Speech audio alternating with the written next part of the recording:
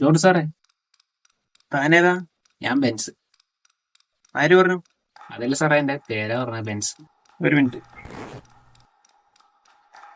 Hello. എന്താടാ principal പ്രശ്നം? അയ്യോ സാറേ, പ്രിൻസ് അല്ല, ഞാൻ ബെൻസാണ്. സോറി ബെൻസേ, ഞാൻ ഇന്നലെ പ്രിൻസൽ ഫാമിലി കണ്ട ഓർമ്മയില്ലേ? അതൊന്നുമല്ല സാറേ, പുതിയ ടീച്ചർ വന്നിട്ടുണ്ട്. അതേതാടാ? എന്തോ നാടാ ഇത്. കടിക്കോ? കടിക്കോ മാന്തോന്നൊന്നും അറിയില്ല, എന്തായാലും സാധനം കയറി കൊളത്തിണ്ട്. എന്താടാ ബെൻസേ, ഒരു തിരിച്ചുവരവ് ഉണ്ടാവോ? ഇല്ലായ്മ കുറവില്ല സാറേ. നീ വന്ന കാര്യം പറയ് ബെൻസേ.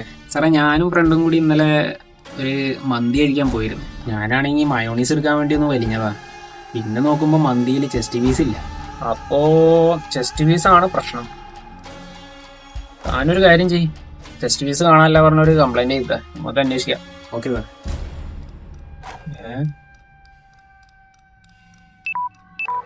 സാർ, അവിടെ സി ടൈപ്പ് ചാർജർ ഉണ്ടോ? സി ടൈപ്പ് ഇല്ല, വേറൊരു ടൈപ്പ് ഉണ്ട്.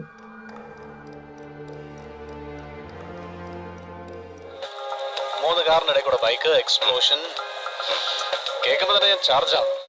അയ്യപ്പാ, ഇത്ര പെട്ടെന്ന് ചാർജ് ഫുള്ളായ? അതല്ലേടാ ബെൻസേ, ഇന്ന് വാങ്ങുന്ന ഫോണിനൊന്നും പെട്ടിയില് ചാർജർ കിട്ടാത്തത്. അതെന്തായാലും നല്ലൊരു ടെക്നോളജിയാ സാറേ. കാരണം കറണ്ട് പോയാലും ഫോണ് ചാർജ് ചെയ്യാലോ. വീഡിയോ ഡൗൺലോഡ് ആക്കി വെച്ചാൽ പോരെ. സാറേ, ഒരു മിനിറ്റ്, ഫ്രണ്ട് വിളിക്കുന്നുണ്ട്. ആടാ പറയടാ. ഞാനിപ്പോ ഇന്നലെ പോയ റെസ്റ്റോറന്റിലാണുള്ളത്. ഇവിടത്തെ CCTV ചെക്ക് ചെയ്തപ്പോ ഏട്ടാ, നിന്റെ മന്തിയിലത്തെ ചെസ്റ്റ് പീസ് അടിച്ചു മാറ്റിയത് ജോർജ് സാർ തന്നെയാടാ. സാറേ, 26 വർഷമായടാ ബെൻസേ ഞാൻ ഈ പണി തുടങ്ങിയിട്ട്. അതിനിടയിൽ മുരിഞ്ഞതും കരിഞ്ഞതുമായി ഒരുപാട് ചെസ്റ്റ് പീസ് ഞാൻ അടിച്ചു മാറ്റിയിട്ടുണ്ട്. അതിലൊന്നും എനിക്കൊരു റിഗ്രറ്റും ഇല്ലടാ. പക്ഷെ ഇന്നലെ എന്റെ മന്തിന്ന് കൈയിട്ട ചെസ്റ്റ് പീസ് അടിച്ച് മാറ്റുമ്പോ ജോർജ് സാറ് പഴയ ജോർജ് സാർ തന്നെയാടാ.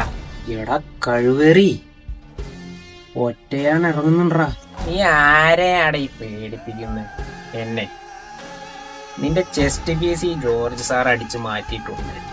ദേ, നിന്റെ മുമ്പിൽ ഈ ജോർജ് സാർ ഇങ്ങനെ നിൽക്കുന്നുണ്ടേലേ, ഈ ജോർജ് സാറിന് ഒരുപാട് അറിയാനുണ്ടെങ്കിയാ.